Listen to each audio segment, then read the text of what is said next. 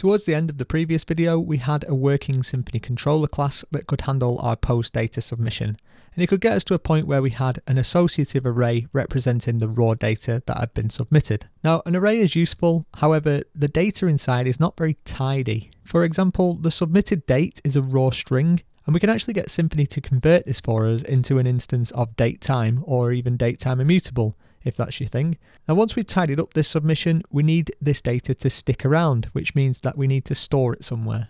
And that sounds like a good use case for Doctrine. Now if we're working with Doctrine, that means that we need an entity to represent our data structure. Now don't be put off by the terminology, an entity is simply a plain PHP class on which one of the properties is an ID field.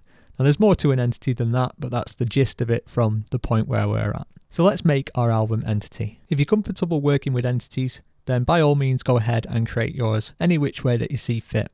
I'm going to use the maker bundle, specifically the make entity, passing in album as the name of our entity.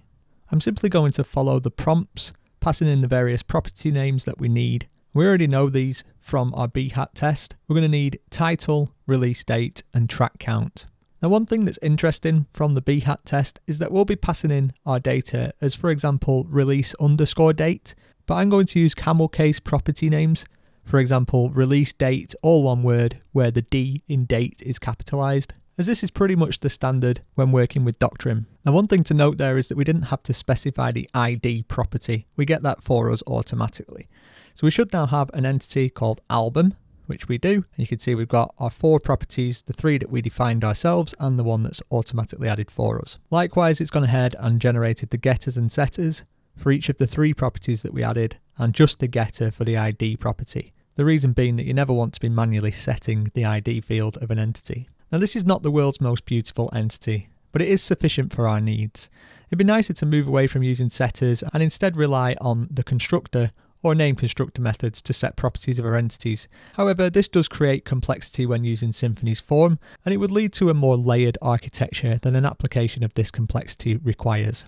Now if this topic interests you, then please do leave a comment, as I'm happy to go into more depth on a more real world approach, but it would be under a different video. One nice thing is that each of the setters and getters has a defined return type.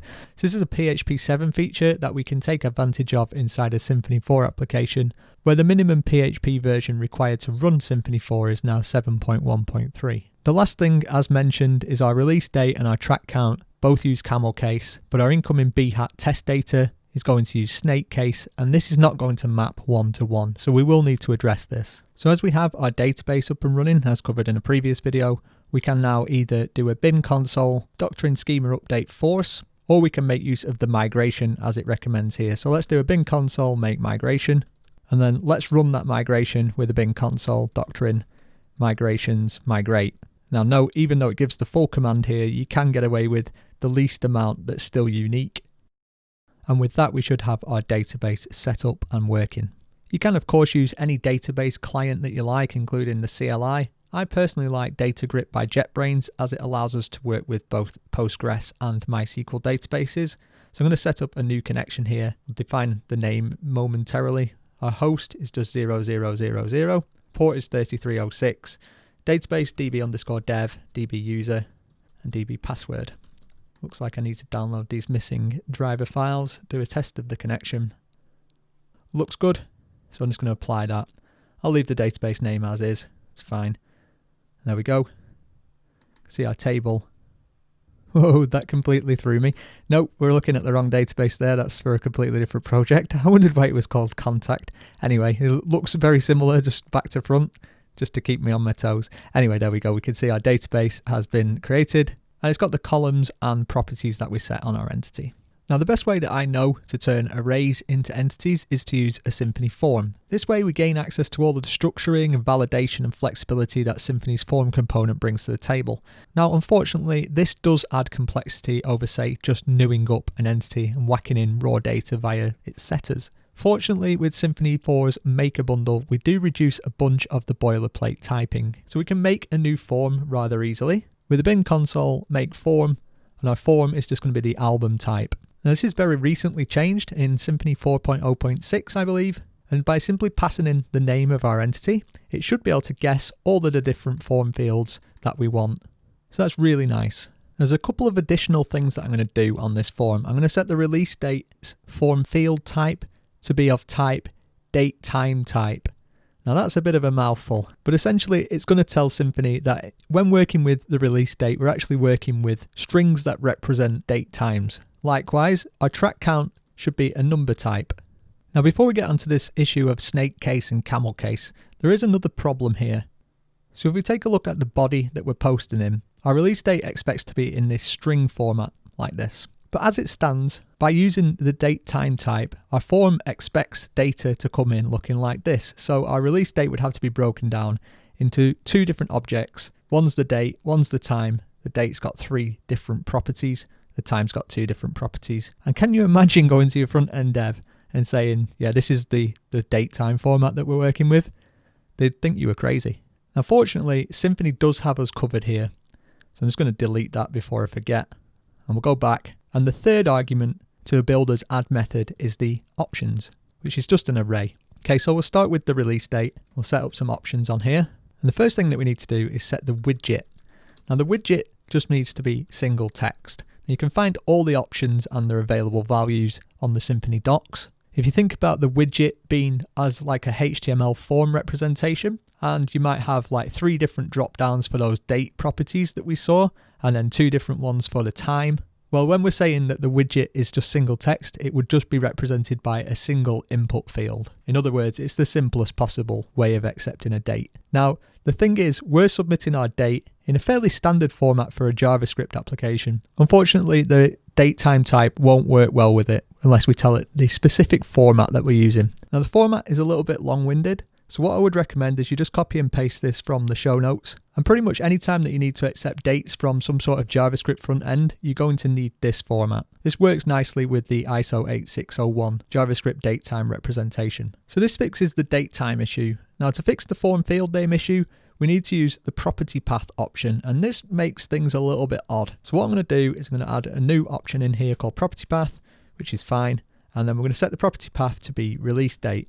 Now that's the release date in camel case format, and what we now need to do is change the release date field name to be release_date. In other words, the snake case format that we're going to expect our front end, our JavaScript, to be posting the data in as. It's a little bit weird, it's back to front in a way, or that's how it feels to me. We also need to do this for our track count as well, so there's property path, and this one will be track count in camel case, and that means our field name will be track count in snake case. We'll just see if PHP Storm will play nice and reformat this code to make it look pretty. Well, I'll take it. There's one final change that we need to make here, and that's to turn off CSRF protection. So CSRF protection, we're going to set that to be false.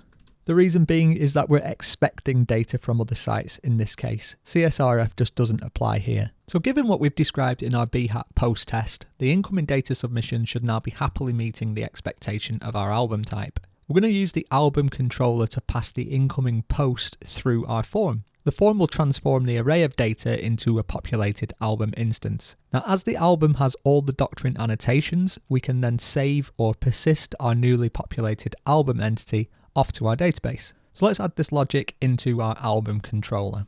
We'll get rid of that exit statement, and we'll create a new form, which will say this, create form, which will be our album type. And we'll pass in a new album instance as the form's initial data. So on that form instance, we're going to call its internal submit method, passing in that associative array of data. After the internal form submission process has taken place, we can check if the form is valid. And if it's not valid, then we want to return a new JSON response where we'll say the status is error, and the response code, well, we'll want a 400 error, ideally. So set this to bad request. Now this won't be perfect to begin with because we're not going to be sending back any information as to what went wrong. And now we need a way to save or persist this newly updated album instance off to our database. Now to do that, we're going to need access to the entity manager, and we could either inject it into our post method, or because we're going to need the entity manager in all the other methods such as get and collection get and put and patch and delete, we might as well inject it generally so that it's available in all of the different methods. So we'll create our constructor, and we can inject the entity manager interface because the only implementation of that interface is going to be Doctrine, so we should be good there. And then we can use that. So we'll say this entity manager persist, and we need to get the form get data, in other words our album, and then we need to immediately call flush to actually save that information off to the database. So that should actually give us a passing bhat test. So what I'm going to do is I'm going to jump across to the bhat project, and I'm going to tag this one with the tag of T. You can tag it with anything you like, but T is just the easiest thing. And that just means we'll just be able to run that one individual test. So do a vendor bin bhat with the tags of T. So anything with the tag of T should get run. And that looks quite good. And what's really nice is actually we will get more than just one album in our database here. We should have 4. So let's check that is the case. The 3 background steps ran, and they were implicitly posting in, and then our actual explicit post test ran and passed. So there we go, kind of nice.